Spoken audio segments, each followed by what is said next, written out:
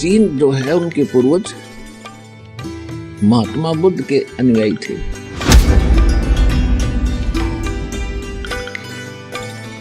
और महात्मा बुद्ध स्वर्ग से ही सीधा वो मनुष्य जीवन प्राप्त किया था उसने।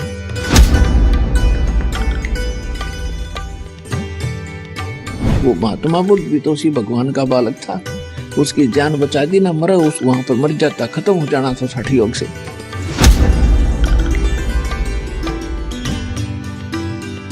स्वस्थ हुआ तब उसने कहा था starvation could not lead to salvation. भूखा मरण तो भगवान नहीं मिल सकता।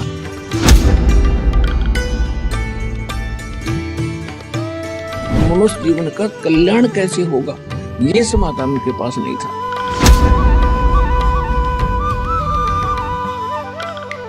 और ये सच्चा है, किसी डोम भाट का बताया ज्ञान नहीं है, ये गॉड गिवन स्पिरिचुअल नॉलेज है।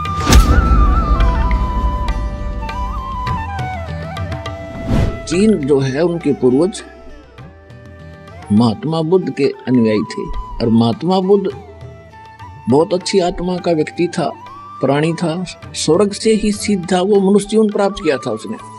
अब क्या होता, जो इंसान स्वर्ग को छोड़कर यहाँ जन्म लेता है मनुष्य का तुरंत, क्योंकि पिछले घने पुण्यकर्मी प्राणी होते हैं, उनको ऐसा एकाध के साथ ऐसा घटना घटती है, तो उसको जो सुख स्वर्ग में था वो यहाँ हो ही नहीं सकता।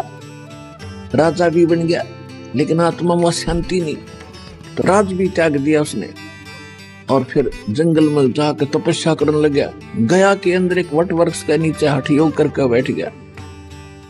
परमात्मा अपने बच्चों के साथ रहते हैं। वो महात्मा बुद्ध भी तो उसी भगवान का बालक था। उसकी जान बचा दी ना, मरा उस वहां पर मर जाता, खत्म हो जाना था हठ योग से।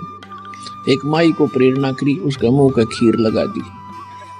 पहले दिन थोड़ी सी खाई, अगले दिन थोड़ी फिर खा कर उसका शरीर ठीक सा हुआ, स्वस्थ हुआ। तब उसने कहा था starvation could not lead to salvation. भूखा मरण तो भगवान नहीं मिल सकता, आत्मा का कल्याण नहीं। अब कारण क्या था कि उसने कोई गुरु मिला नहीं और अपना ज्ञान उसको था ही नहीं। उसने कुछ अच्छी आत्मा जो होती है, अच्छी शिक्षाएं तो घर के भी दे देते हैं। पड़ोसी अच्छा आदमी होगा, वो भी अपने दूसरों के भी, अपने बच्चों को अच्छी शिक्षा तो वो भी बता देता है। तो उसने कुछ पॉइंट से बना लिए अच्छी शिक्षा के, वो जाकर प्रचार करने लग गया। कोई नाम नहीं, कोई मंत्र नहीं, कोई राम नहीं। तो इस प्रकार का जो ज्ञान है ये सबको अच्छा लगे। भाई बीड़ी ना पियो, आत्मा ना दुखाइयो, किसी ने तंग ना करियो, अपना लेकर दे दियो, बड़ी अच्छी बात, आम आदमी स्वीकार करे इसने। तो केवल इतना ही काम नहीं, ये तो एक मनुष्य जीवन का स्वाभाविक क्रम है, ये तो अच्छी बात है, कोई ऐसा प्रचार करता है। लेकिन इस मनुष्य जीवन का कल्याण कैसे होगा, ये समाधान उनके पास नहीं था। अब उनके पूर्वजों को जब तक वो उनकी साधना पूजा जैसे भी बताया करते थे, करते रहे। कोई छोटा मोटा मंत्र जंत्र, जैसे कोई गीता का श्लोक ले लिया, ये अपने आप ही वो किया करते थे। महात्मा बुद्ध की तरफ से कोई साधना उनको नहीं बताई गई थी। तो इस प्रकार से हम वो पूरे नास्तिक हो गए, रूस नास्तिक हो गया। अरब नंबर भारत का था, जहाँ भगवान के बच्चों का विशेष गढ़ है, जहाँ विशेष आत्मा प्यारी परमात्मा की शुभकर्मी संस्कारी पहले से इस क्षेत्र में रहे हैं। वैसे हमारा किसी ये देश तो हमने आप बना लिए। पहले भारत कितना बड़ा था, पूर्वी पश्चिमी पाकिस्तान, अफगानिस्तान, बलूचिस्तान और तुर्की तक, इराक, ईरान तक, गजनीव तक, ये सारा भारत था। अब हमने यह सीमा खींच ली, हमारा यू भारत हो गया। नहीं, पूरी पृथ्वी परमात्मा की है, पूरी पृथ्वी पर परमात्मा के बच्चे हैं।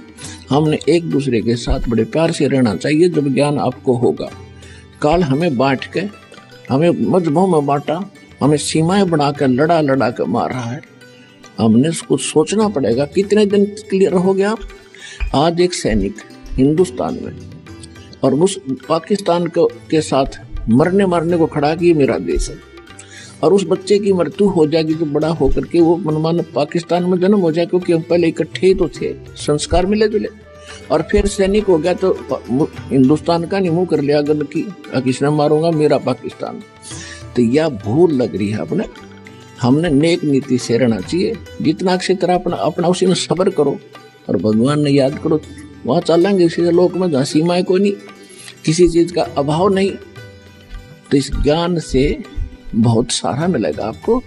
और ये सच्चा है, किसी डोम भाट का बताया ज्ञान नहीं है, ये गॉड गिवन स्पिरिचुअल नॉलेज है, जो हमारे यहाँ व्यवहारिक जीवन में भी हमारे को ये साथ देगा, सहयोग देगा, हमें सुखी करेगा, जीने की राह मिलेगी और मोक्ष भी मिलेगा। ये दोनों काम होंगे इस परमात्मा के ज्ञान से।